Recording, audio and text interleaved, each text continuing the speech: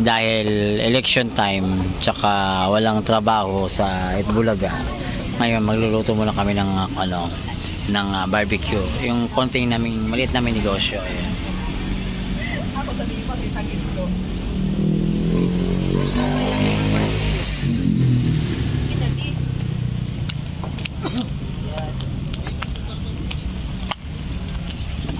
Balik na kami kami.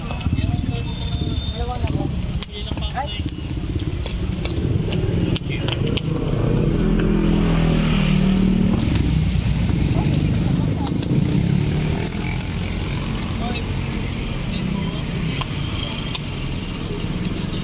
Yung mga ano din yung mga tao.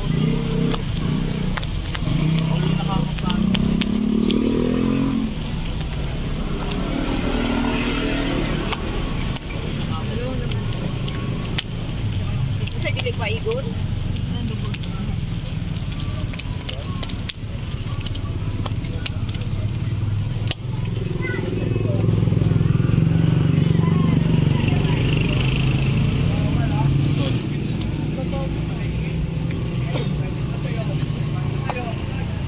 Ako kuya.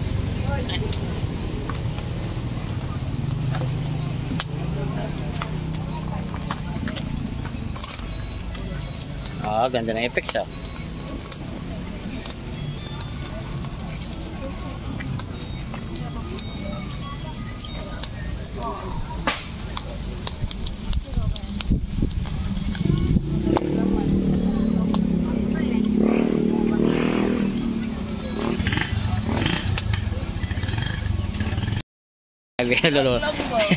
Nagluluto si Jensky ng kanyang masterpiece. Ayan po yung negosyo niyang pang malakasan.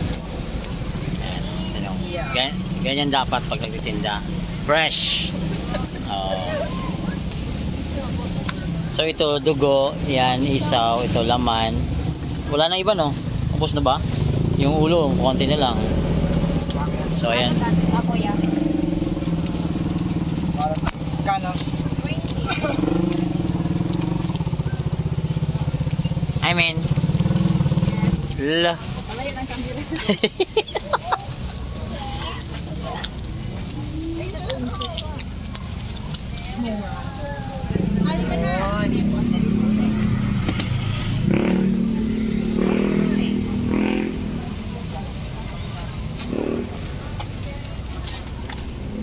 Ayan, so yan ang ginawa namin ngayon kasi election time ngayon.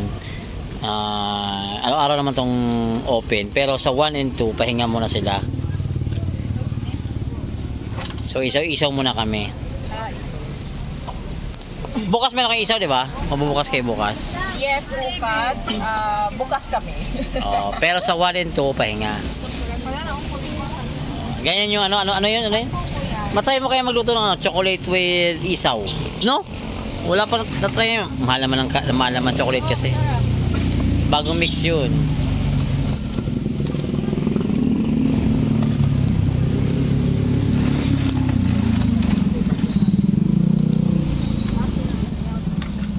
So meron kaming ito yung mga ilan yung ginawa niya ngayon? Mga ilang pieces yan, men? Yung isaw is 100, mga 100 plus pieces. 100 plus. Dati, nagsimula ka? Nagsimula ako, mga 60 pieces. 60 pieces. So ngayon, 100 plus na. Oo. Na times 2 na siya ngayon. Ay, may atay ka pala, oh. Ngayon napansin.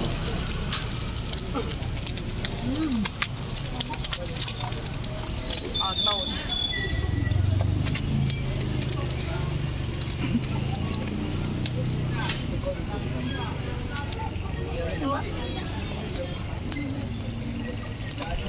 So, sino nagtimpla nito? Siyempre, siya ang nagtimpla. Tinitimpla niya yung tinitimpla niya. Alam niyo guys, mainit naman talaga pero mainit siya na trabaho pero masaya. Pag may kita, masaya na yun. Pagkatapos ng trabaho, magkapera ka, masaya. Ay, si ate yung kanya.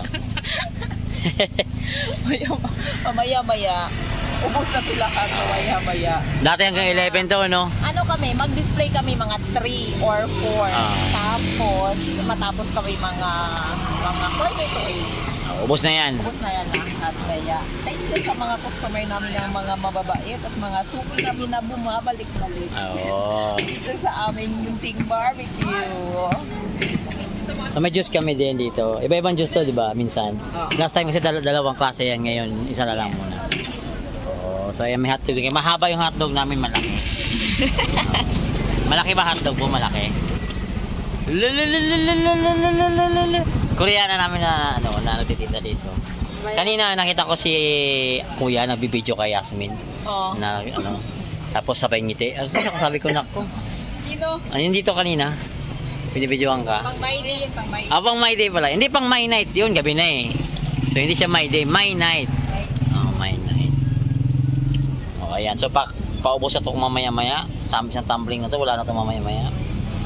Oo, kasi alas 6. Bibili sila dito sa ating Red Scott Inasalan. Galing kasi kami, bumuboto kami doon sa barangay. So, anong pangalan ng tindahan? Red Scott.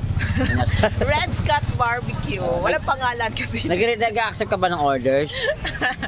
O kung sino man gustong umorder, gustong kumain, sige, ilalamove natin yan. I-grab natin. Lalamove, ihatid talaga. Thank you po.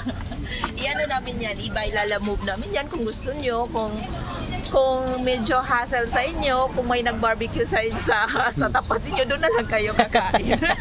Pag na lumayo. Pero pag gusto nyo matikman yung timpla ni Jenski, timpla ng aking mga kapatid, mga beautiful ladies. Sino bang gumagawa ng sauce? Si Hasmin. Yes, ako. May ano yun, with love yun, with love. Oo, with love kasi yung With orasyon. With orasyon. Kay Bibi, ano kay Bibi? with orasyon. Ano yung nagawa ni Bibi? Sa kanya, ano lang yan, taga-kain at Tuhog, taga-tuhog. Hindi lang, siya yung ano namin finance. Siya yung finance marketing namin, siya yung nagdadala na sa kahera, siya yan. Tapos ito yung tiga-luto, tiga-distribute, ayun. Tapos ikaw, taga-kain. Taga-kain ako kung masarap o hindi, kung mapait mo o hindi. Ayun mga kaibigan, ito po ang tindahan ni Red Scott. Ayan, dito po sa may Puresa. Magandang gabi po, ingat po kayo.